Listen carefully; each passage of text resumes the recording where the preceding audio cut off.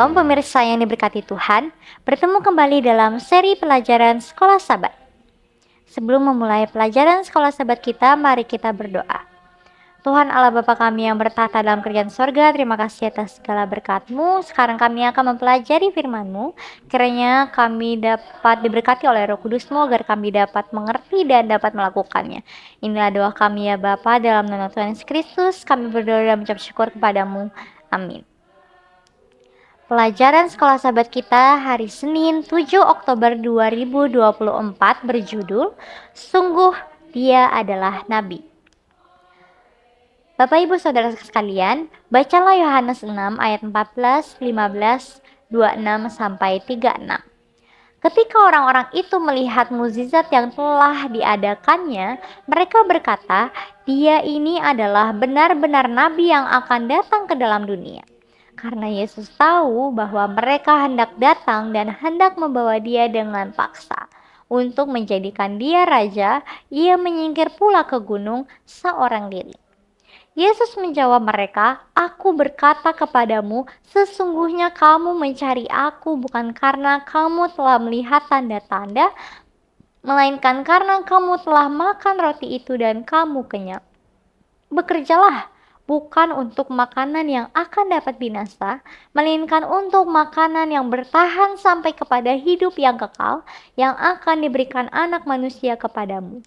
Sebab dialah yang disahkan oleh Bapa Allah dengan meterainya." Lalu kata mereka kepadanya, "Apakah yang harus kami perbuat supaya kami mengerjakan pekerjaan yang dikehendaki Allah?" Jawab Yesus kepada mereka, "Inilah pekerjaan yang dikehendaki Allah, yaitu hendaklah kamu percaya kepada Dia yang telah diutus Allah." Maka kata mereka kepadanya, "Tanda apakah yang engkau perbuat supaya dapat kami melihatnya dan percaya kepadamu? Pekerjaan apakah yang engkau lakukan? Nenek moyang kami telah makan mana di padang gurun, seperti ada tertulis, mereka diberinya makan roti dari surga." Maka kata Yesus kepada mereka, "Aku berkata kepadamu, sesungguhnya bukan Musa yang memberikan kamu roti dari sorga, melainkan Bapakku yang memberikan kamu roti yang benar dari surga. Karena roti yang dari Allah ialah roti yang turun dari surga dan yang memberi hidup kepada dunia." Maka kata mereka kepadanya, "Tuhan, berikanlah kami roti itu senantiasa." Kata Yesus kepada mereka, "Akulah roti hidup. Barang siapa datang kepadaku, ia tidak akan lapar lagi, dan barang siapa percaya kepadaku, ia tidak akan haus lagi. Tetapi aku telah berkata kepadamu, sesungguh pun kamu telah melihat aku, kamu tidak percaya."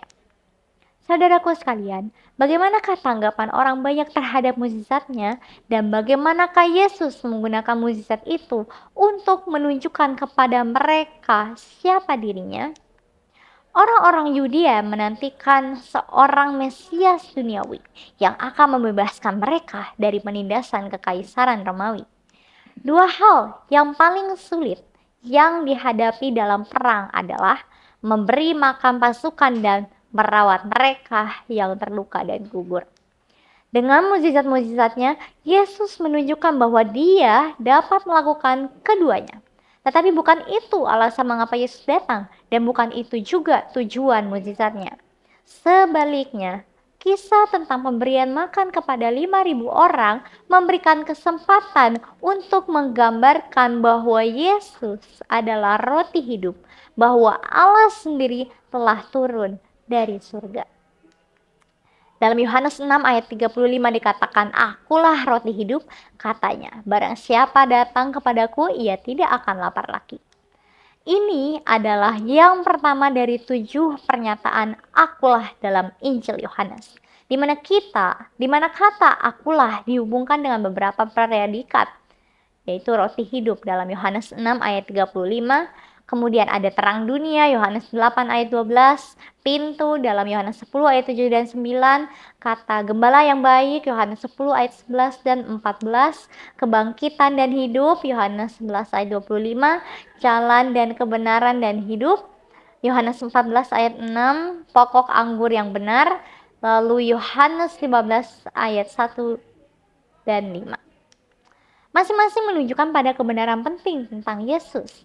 Pernyataan akulah menunjukkan kembali kepada Keluaran 3, di mana Allah memperkenalkan dirinya kepada Musa sebagai akulah aku yang agung, bandingkan dengan Yohanes 8 ayat 58. Yesus adalah akulah aku yang agung itu. Namun, orang banyak tidak memahami semua ini. Hati mereka yang tidak puas menanyakan mengapa jika Yesus dapat melakukan begitu banyak perbuatan yang ajaib sebagaimana yang sudah mereka saksikan.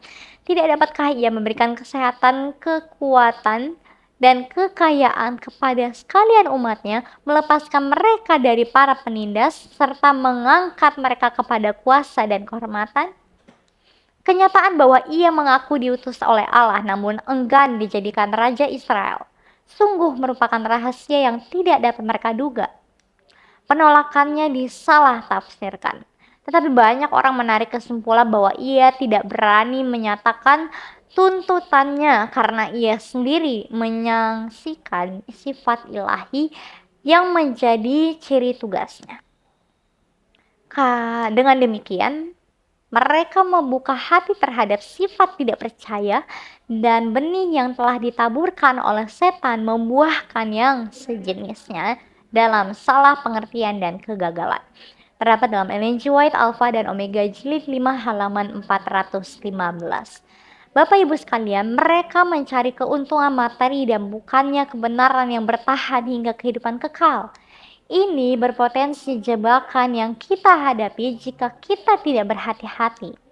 Lalu bagaimanakah kita dapat menghindari terjebak dalam hal-hal materi dengan mengorbankan hal-hal rohani?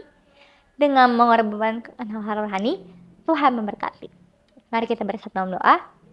Tuhan Allah Bapa kami yang bertahta dalam kerajaan sorga, terima kasih atas segala berkat-Mu yang telah Kau berikan, sehingga kami di sini dapat mempelajari firman-Mu. Kiranya kami dapat mengerti dan dapat melakukannya dalam kehidupan kami, dan juga tolong berkati pemirsa sekalian yang telah bersama-sama dengan saya mempelajari firman-Mu. Kiranya Engkau memberkati mereka di mana mereka berada, apapun yang mereka lakukan sekarang pada saat ini, kiranya berkatilah agar kami dapat melewati hari-hari kami bersama-sama denganmu dengan baik. Inilah doa kami ya Bapa, dalam nama Tuhan Yesus Kristus kami berdoa dan mengucap syukur kepadamu. Amin.